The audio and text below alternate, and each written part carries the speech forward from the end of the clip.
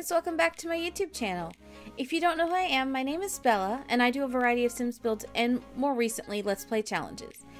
Today, we are going to be building a 3-bedroom, under 20,000 simoleon starter home.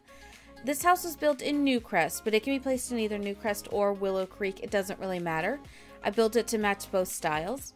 This house was built way back in February of 2021, so it's been a while since this house was put up on the gallery. And if I'm remembering correctly, it was on a 20 by 30 lot in Newcrest, I believe Tranquil Crescent lot. And it cost a grand total of 17,493 simoleons. So back in February, I was on a kick of doing a bunch of starter homes. But now that I'm looking back on this build, I'm seeing that most of my starter homes all kind of look the same. And I use a lot of the same furniture and swatches. So note to self, in any future starter homes, use something other than the same siding and couches. Even if they are super cheap. Or get more creative using debug items so they don't all look the same. And that they look more lived in instead of like a show house. So I absolutely hate how the roof clips when they intersect on the sides. But I do like adding extra shapes to my builds on the front to give them better curb appeal and make them look more interesting. So you're going to see me messing around with the roofing a lot in this build. I think I messed around with roofing on this build more than I have in any other house that I've built.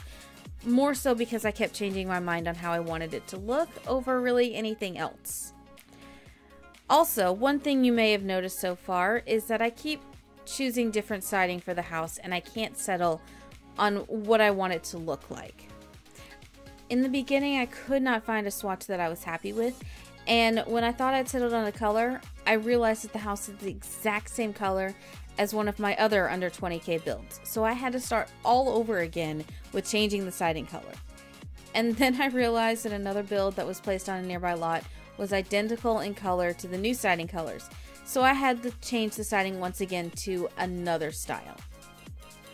The porch originally was going to stretch the length of the front of the house, but it got to be too expensive, and I couldn't justify having a big front porch just for aesthetics when I was on a budget. However, when I tried to shrink it down, it just looked weird.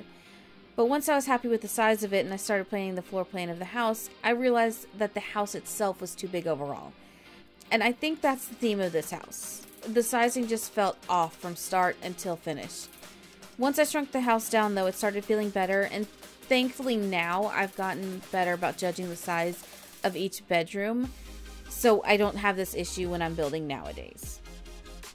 I actually really like this kitchen in this house, even though it doesn't have much color because of the backsplash. I normally didn't do backsplashes, but I felt that this house just screamed, make me different. And I've actually carried the backsplashes on to my builds now. So you'll see backsplashes starting to appear in my more recent builds. And even though I use the same old white cabinets that I always use, I do still like how they looked in this space. We need more cabinets that are base game though. We 100% need more. And actually my wish list for what I'd like to see in the game is getting pretty long. I should probably start writing things down to make an official wish list. The part that I'm saddest about is the bathroom. I love cluttering bathrooms, and I just kept running out of money because bathroom clutter is so freaking expensive in the game.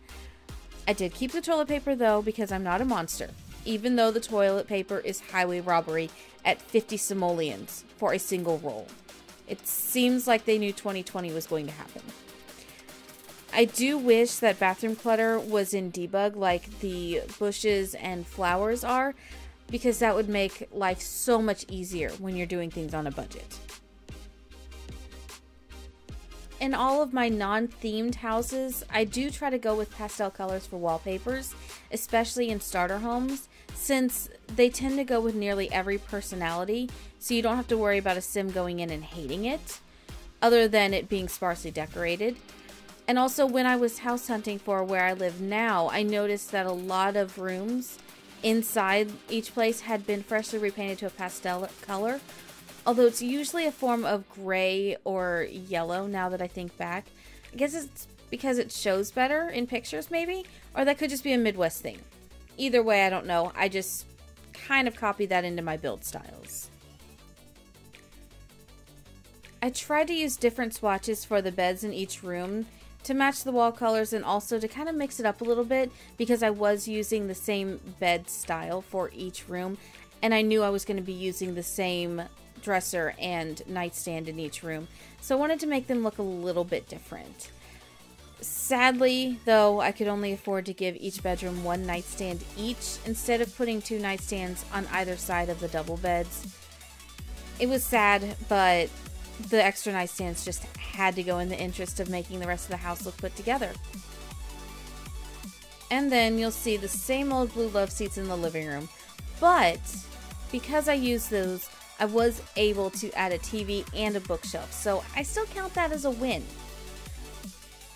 I was trying to add some skill building items such as planter boxes to help with gardening, so they could also make some money right off the bat, but I quickly noticed that I was running out of money before I even attempted to landscape. And yes, even though I could and was planning to use some debug items, even some of the debug plants cost money. Even if it was only 20 and 30 simoleons here or there, that still adds up when you're trying to do decent curb appeal landscaping. Plus, since it was on a 20 by 30, it needed quite a bit of landscaping to make it not look dull and empty. Instead of using flooring tiles for the pathway, I used terrain paint because, well, free. And once the planter boxes were gone from the porch, I once again started changing the siding of the house until I finally settled on the yellow that you'll see in the final pictures. And this is where debug really helped. I don't think that I could have given this house any curb appeal with a little bit of money that I had left. I really need to learn to do landscaping before I do the inside when I'm building on a budget. Landscaping takes me forever, and in this build I cut out most of the things that I tried because there was some pretty awful plants that I tested. But honestly, I am really happy with how this landscaping turned out in the end, even with most of it being from debug and I had very limited color swatches, and the fact that most of my favorite plants are not base game.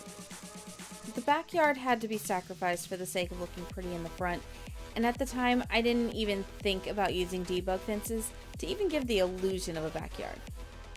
So please ignore the backyard if you download this house, or think of it as an empty slate for you to customize as you please. I did not forget my hanging baskets though. I love these things, and I wish they were available in more swatch styles because I would use them in all of my builds, not just my Suburbans. Though I did use one in my most recent shell, which was a turn-of-the-century style house. And of course, debug window boxes because those are just mandatory for all of my Suburbans. I don't know what I would have done though if they didn't have them in debug and I had to use the full price ones. Probably would have cried. I did have to shrink the house again in order to add in clutter and decor pieces because sadly most of the items that I needed, such as rugs, weren't available in debug. Doing an under 20,000 simoleon house for a 1-bedroom or even a 2-bedroom was challenging, but I think I pushed it with a 3-bedroom. In the end, I did make it work, and I was able to add an easel to the living room, which gave me the skill building item that I needed for this house. Fixing the roofing after I kept shrinking the house over and over again was a nightmare though. I do not recommend doing that at all. But shrinking the house did mean that I was eventually able to add some extra interior plants and paintings, so I do think that it was worth it in the end. Overall, I am very happy with how this build turned out. And this one is already up on the gallery, but you may have to scroll a little bit for it since I've been uploading a lot of things lately. So if you do go to the gallery and you find it after watching this video, please leave me a comment and let me know what your thoughts are on this build. As well as peruse around and take a look at all of my other uploads and tell me what you think about those as well. I'd really love to hear your feedback on them.